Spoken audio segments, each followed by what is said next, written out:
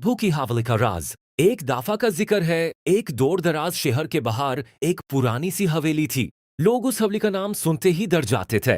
कहते थे कि रात 12 बजे के बाद उस हवेली के अंदर से रोशनी आती है और किसी के चलने की आवाज भी सुनाई देती है। लेकिन असल बात कोई नहीं जानता था। ओ दान बहादुर लड़का। इस शहर में एक लड़का रहता था, रेहान। वो डरने वालों में से नहीं था। उसे हमेशा से पैरानॉर्मल चीजों का शौक था। जब उसने हवेली के बारे में सुना, उसने फैसला किया, मैं इस हवेली का राज जरूर ढूंढूंगा। ओ शे पहली रात का सफर। एक अंधेरी रात थी। बिजली चमक रही थी और हवा तेज चल रही थी। रेहान टॉर्च लेकर हवेली की तरफ चल पड़ा।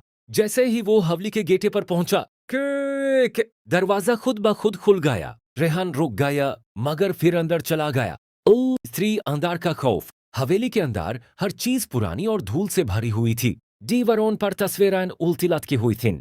अचानक टक टक टक सीढ़ियों से किसी के चलने की आवाज आई। रेहान ने टॉर्च ऊपर की, मगर वहां कोई नहीं था। सिर्फ हवा चल रही थी। ओ सिक्वोरी पुरानी डायरी। एक कमरे में रेहान को एक पुरानी डायरी मिली। डायरी खुलते ही एक सफा फाटा हुआ था। बाकी सफों पर लिखा था, इस हवेली में कोई इंसान नहीं रहता, ये हवेली जिंदा है। रेहान हंस पड़ा। जिंदा हवेली, मजाक है क्या? मगर उसी वक्त दरवाजा बैंड हो गया। डम ओ भाई ने पहला साया। कमरा अंधेरा हो गया। टॉर्च गिर गई। रेहान ने झुककर टॉर्च उठाई।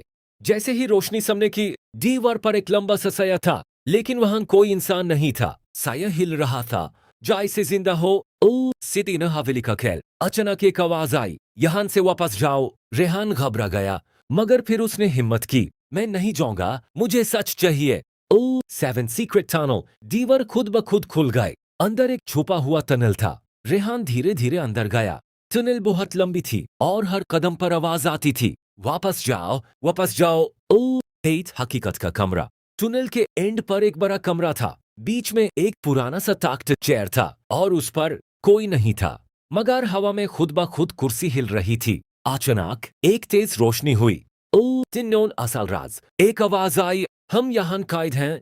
रेहान ने पूछा, कौन हो तुम? आवाज ने कहा, हम वो लोग हैं जो इस हवेली में गुम हो गए थे। ये हवेली उनकी यादों से जिंदा है। ओ देन फाइनल ट्विस्ट। अचानक हवेली हिलने लगी।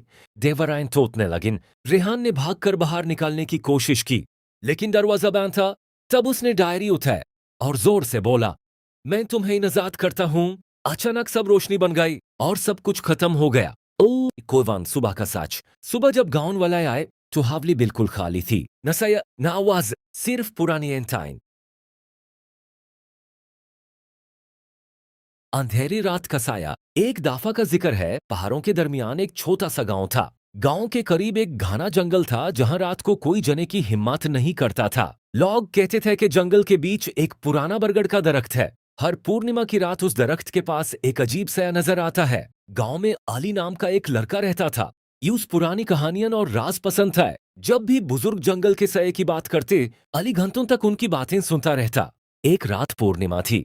चांद आसमां में पूरी रोशनी के साथ चमक रहा था। अली ने फैसला किया कि वो जंगल का राज मालूम करेगा। वो टॉर्च और पानी की बोतल लेकर निकल पड़ा। जंगल में दाखिल होते ही उसे अजीब सा एहसास हुआ। हवा बिल्कुल खामोश थी, परिंदों की आवाज भी नहीं आ रही थी। जब वो बरगद के दरख्त के करीब पहुंचा तो अचानक ठंडी हवा चलने लगी। दरख्त की शाखें हिलने लगीं।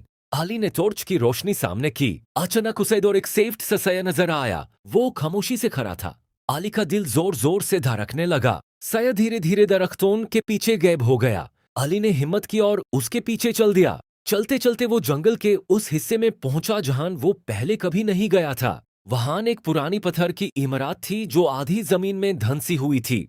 इमारत के दरवाजे पर अजीब निशान बने हुए थे। अली ने दरवाजा धक्का दिया। दरवाजा धीरे से खुल गया। अंदर अंधेरा था। दीवारों पर पुरानी तस्वीरें बनी हुई थीं।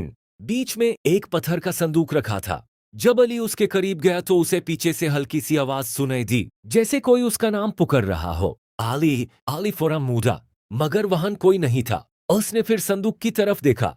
संदूक के ऊपर एक पुरानी डायरी रखी थी। डायरी में लिखा था, जो सच ढूंढता है वो खौफ पर जीत पा लेता है। अली डायरी पढ़ता गया। उसे पता चला कि सालों पहले लोगों ने जंगल के कुछ अजीब वाकयात को देखकर अफवाहें बना दी थीं। साया असल में जंगल के पुराने राज की निशानी था, कोई नुकसान पहुंचाने वाली चीज नहीं।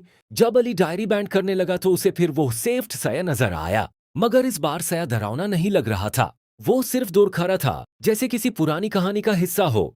कुछ लम्हों बाद वो चन्नी में धीरे धीरे गायब हो गया। अली सुबह गांव वापस आया और सबको अपनी कहानी सुनाई। लोग हैरान रह गए। उस दिन के बाद गांव वालों ने समझा कि हर अजीब चीज बुरी नहीं होती और जंगल का राज हमेशा के लिए एक दिलचस्प कहानी बन गया। खत्म। सबक, कभी कभी जो चीज सबसे ज्यादा डरावनी लगती है उसके पीछे सिर्फ एक अनजाना राज होता है।